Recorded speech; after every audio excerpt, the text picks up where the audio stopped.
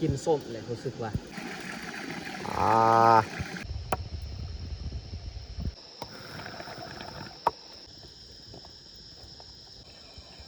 ตอนนี้ของกินของครับ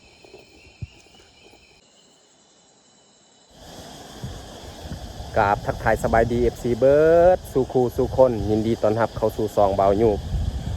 สำหรับวันนี้คอยกับทีมงานไอ้น้องเฮานี่ก็ได้พากันลงไปนอนห้วยลงไปหาปลานี่แหละ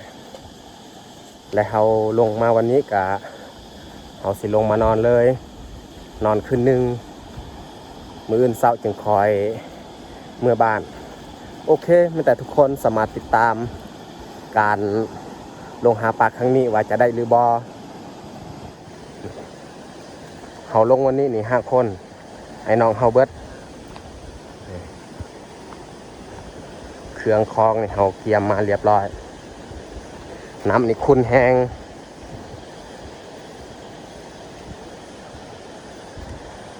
และตอนเฮาสร้างที่พักนี่แม่นเฮาจะบ่ได้ถ่ายเพราะว่าคอยกับอันใหญ่นี่วานแฮแต่นี้ขึ้นเทิงเลย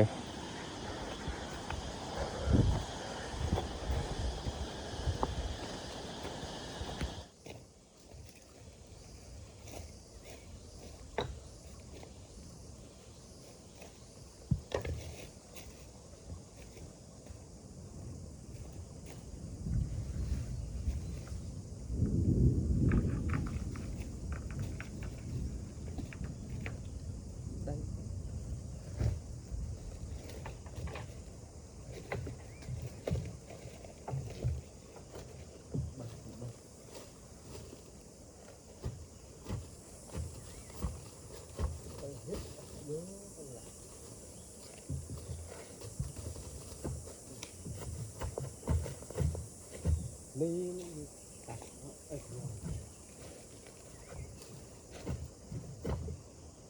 เอ้ยเรา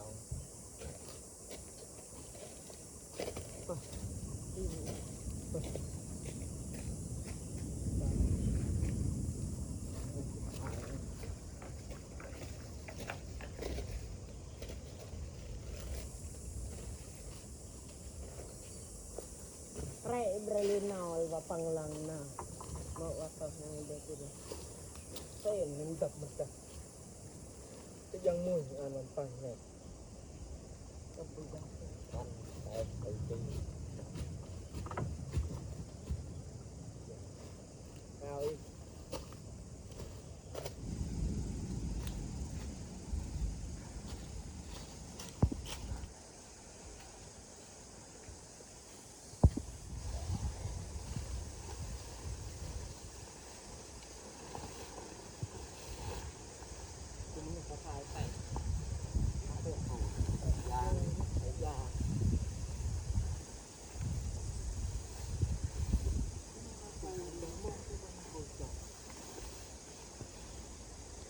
อยากดูเดินเตะตลอดร้านเขาอยู่ใกล้ป่าใกล้มีแต่คนได้ต้องทำโดน3 คนแก้วนี่แหละ3-4 โต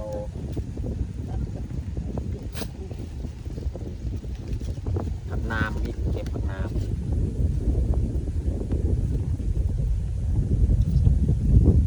ตอนนี้เฮาฮอดที่พักแล้วพักผ่อนก่อนแล้วจึงคอยไปวานแหต่อจังหน่อยเพราะว่าตอนนี้มีฝนสิตกลมพัดฝ่าห้อง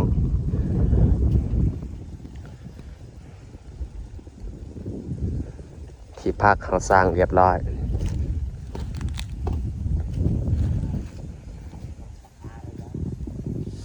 แดดออกแล้วฝนกับเสาตกบางย่านนี่ตกแต่ว่าบ่หลายเขาเมียนเครื่องคองเรียบร้อยนี่เขาเกียมออกไปวานแฮต่ออีกบัดนี้เขาวานแฮแต่นี่ขึ้นเทิงนี่แม่นคอยกับไอ้ยืงอันนี้นี่ใส่มอง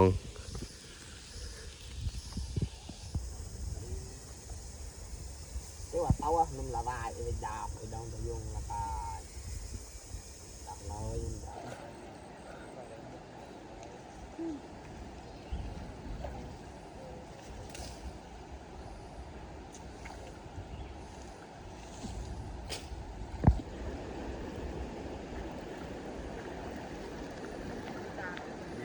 เนาะ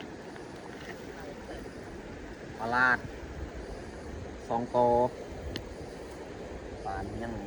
ทันตายปลากดปลาเกาะก่อน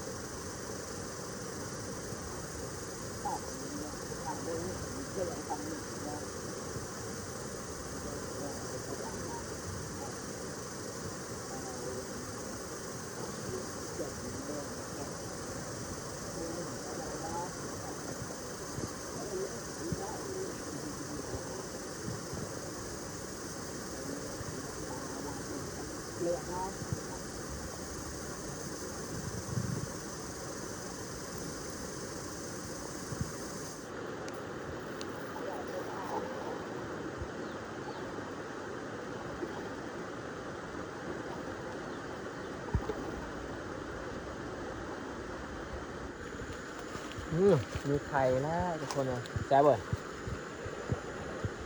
แซ่บพี่น้องจับขึ้นมาปลาไม่ขึ้นเลยปลากดแม่ปลากดปลาลาดปลาลาดปลาลาด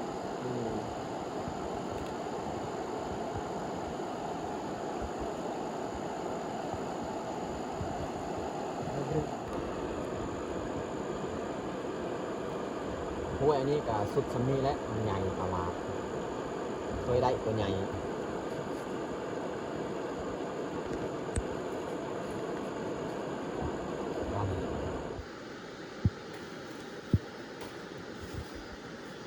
ตีโลดห่าง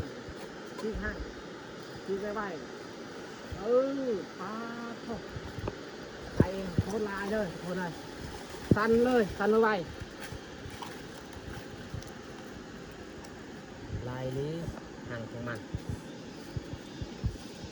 โอ้กินส้มเลยรู้สึกว่ากินส้ม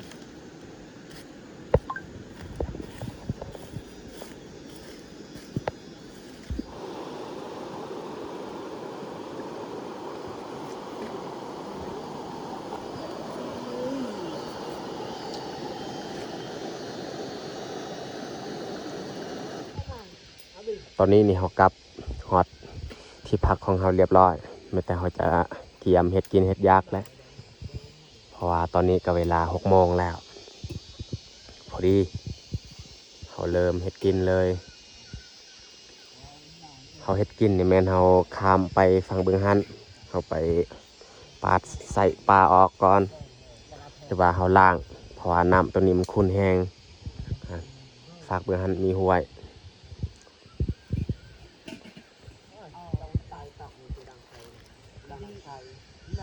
เตรียมดังไฟเลย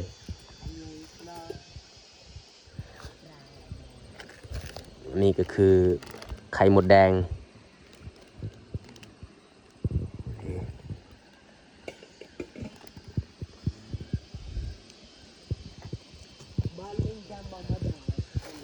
เอาสิข้ามไปฝั่งเบื้องหันเลยน้องแยกเนี่ยข้ามไปก่อนเลยเอาหม้อแล้วก็ทงปลาที่เราหาได้นี่แหละห้วยตัวนี้นี่น้ำใส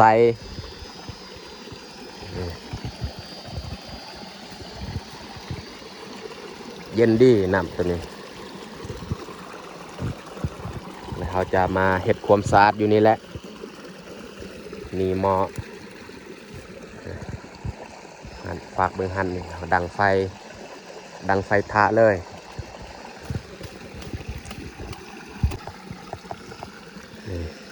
เขาจะมาเบิ่งผลงานเบื้องเทิงนี่แม่นพักนี่พัก นี่ปลายังมีอีกในกระทงแล้วก็ฝากเบื้องหันก็ยังมี4-5 ตัวนี่ปากของเฮาโตวใหญ่ๆพี่น้องเอ้ยปลาลาดนี่3 ตัวปลาลาดนี่แม่นของไอ้ยืงได้คอยนี่ได้แต่ปลาโอ้4 ตัวปลาลาดมีแต่ปลาตัวใหญ่ๆเลยพี่น้องเอ้ยมันจะเฮาสิปาดขี้มันออกก่อน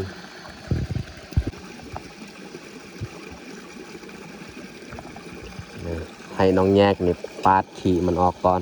หรือว่าใส่มันเพราะว่าส่วนลายนี่เขาได้แต่ปลาจาดนี่ลายกว่าหมู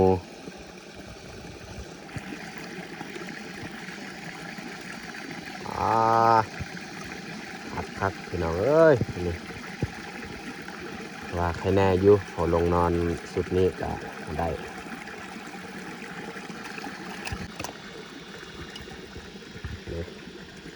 มีแต่ปลาตัวใหญ่ๆเลยพี่น้องเอ้ย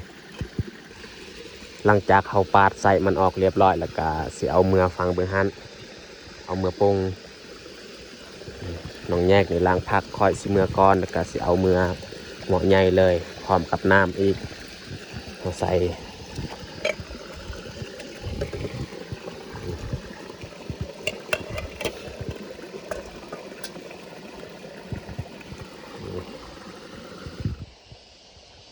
เขาเลือกเอาปลาที่เขาจะเห็ดของกิน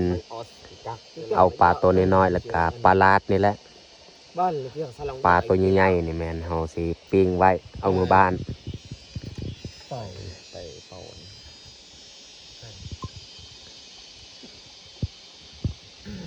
ปนาดักเมากันได้แบบขับงานเขาตัดเป็นตอนเลยตายเท่าเป็นอ่างแต่ก็หักตอนนะเลย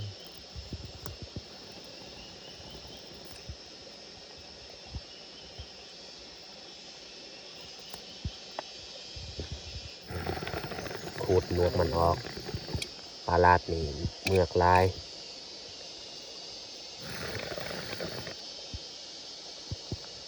ตัวนี้นี่ขูดเรียบร้อย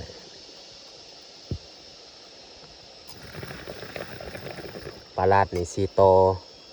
เขาจะเห็ดกินเบิดเลย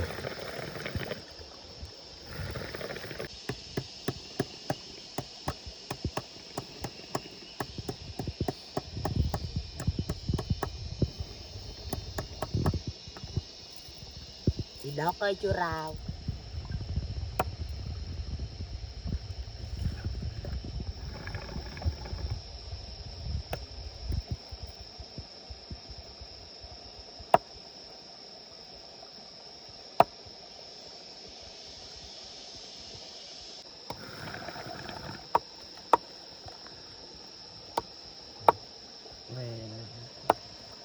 มันจะหงายเย้ยไม่ถ่ายอะไร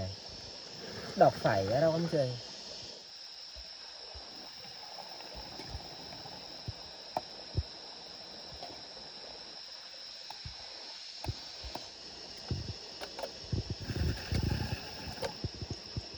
ใส่หม้อเขาจะส้มในหม้อเลยนะ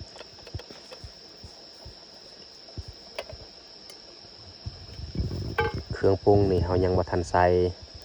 ผสมในหม้อเลยใส่แล้วอันนั้นคากับเปลือกไทยยังแต่เกลือกับแตงนัวมะเขือเตรียมไฟ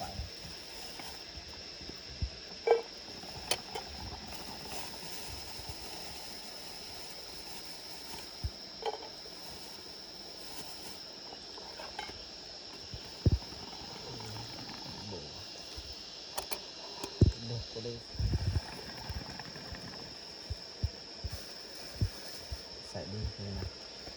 ใส่น้ำแบบบอลจากเวลาจักได้ดูดขนาดผักใส่มะเขือมะเขือดิบอันนี้ดึงย้อนท้องฟ้ากาเริ่มมืดแล้ว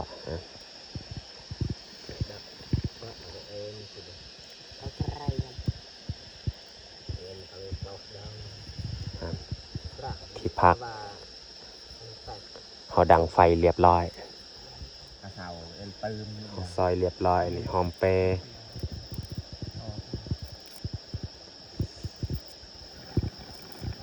ปูดกับต้นไทร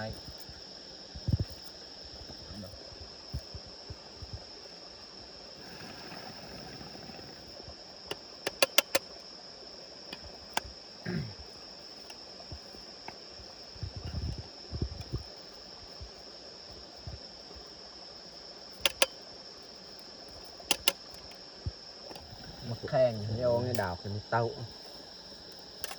อะไรแจวเด็ดมา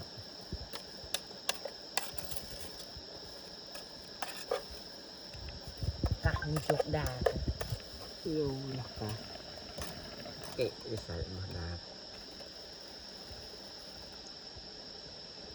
ใส่น้ำหน่อยนึงเนาะพอมาให้มัน พอป่ะ มองใส่แล้ว สำหรับอาหารแรงวันนี้นี่เราเฮ็ด2 เมนู อันนี้ก็คือต้มผัก แต่ว่าเขาใส่ปลาอีกใส่ปลาตัวหนึ่งหั่นหมอน้อยหั่นแมนออกปลา jangan doan balik tak perang ผักนี่ก็หลายเติบเขาเก็บมานี่เขาจงไว้ตอนเสาร์มื้ออื่นนี่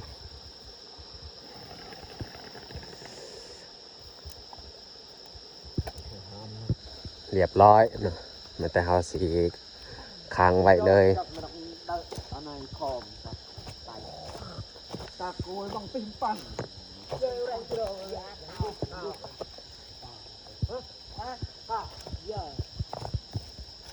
lòng sọt sảy nên nay chăng ยอดวายยอดวายนี่3 ยอด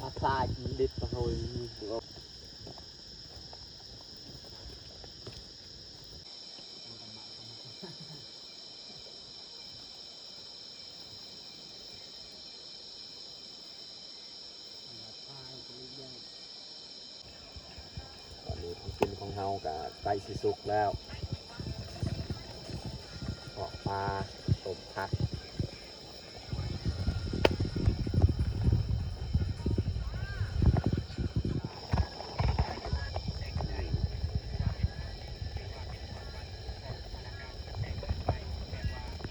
กดเรียบร้อย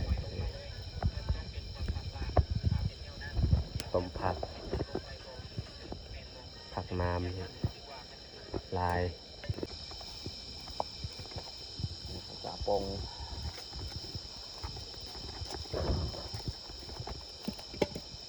ออกเลยหน่อย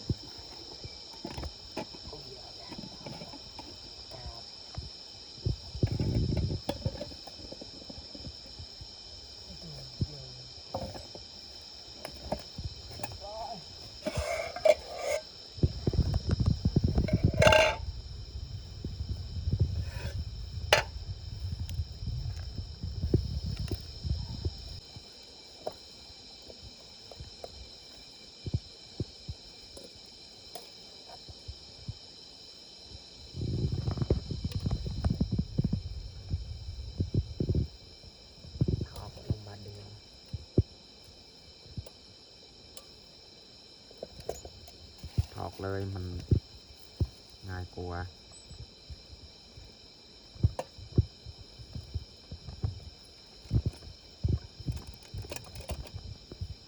พอดีเป็นถ้วยเลย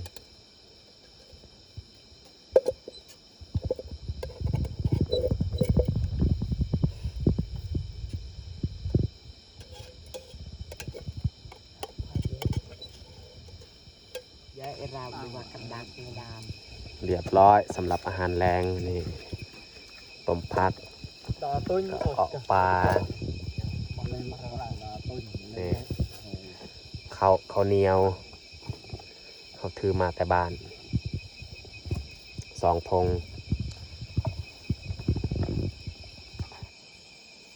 ตอนนี้พวกเราทุกคนก็มานั่งร่วมพานำกันมากินข้าวแรงตอน7 โมง7 โมงแรง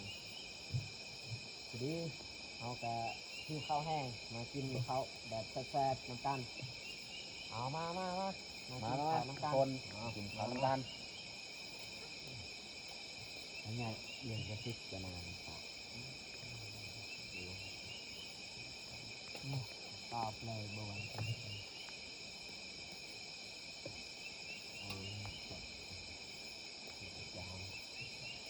สั่งดี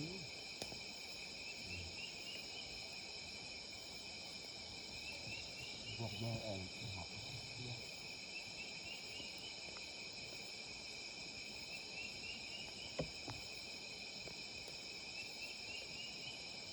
จะหักไปเลยครับ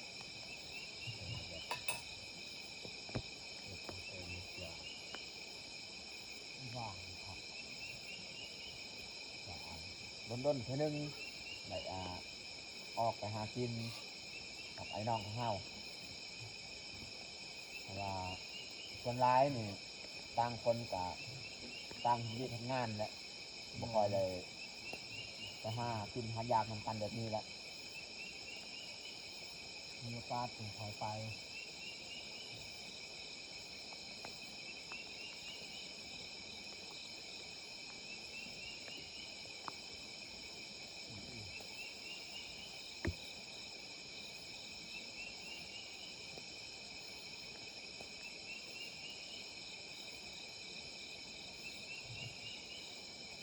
พวกอันนี้ลับกระจายกัน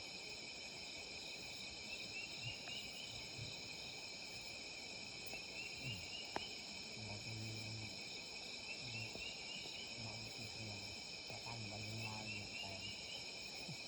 อย่างที่มันไม่ได้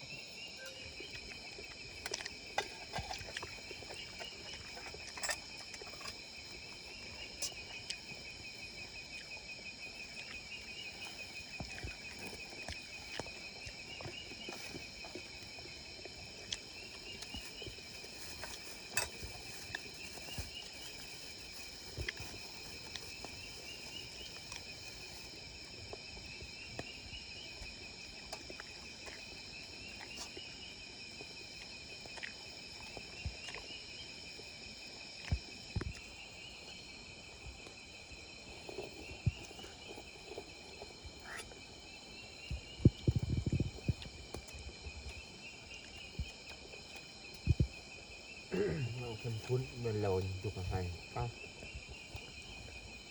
จุกอะไรอย่างไอ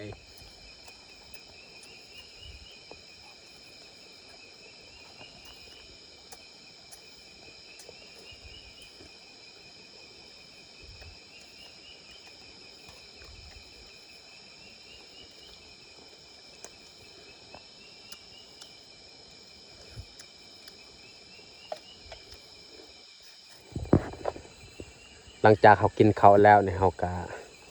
เอาไม้มาพาแล้วก็ซานเพื่อสบายเวลาเขานอนนี่เขาปะไว้ในนี้แหละปลาเพราะว่าเขาคิดคานเอาไม้มาซอสหรือว่าบ่มีเล็กปิ้งก็เอาไม้ตัวนี้แหละมาซานแล้วก็ปิ้งเลยอยู่นี่มันแต่ปีนไปปีนมาแล้วก็แล้ว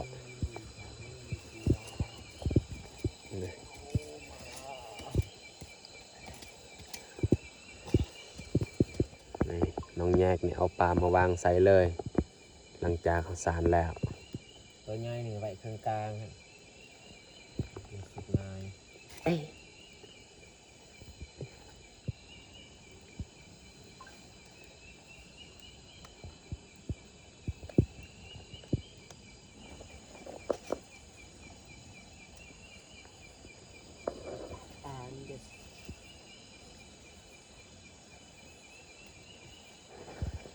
บ้า หลังจากเขาปิงปลาแล้วนี่เขาก็ออกไปเยืองเขียดอีก แต่ว่าตอนเขาเยืองเขียดนี่อาจจะบริทาย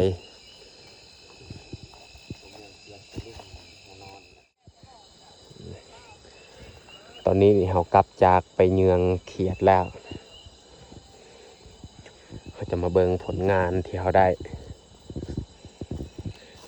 นี่เขียดตัวแม่นี่3-4ตัวในนี้แหละมาเบิ่งเลย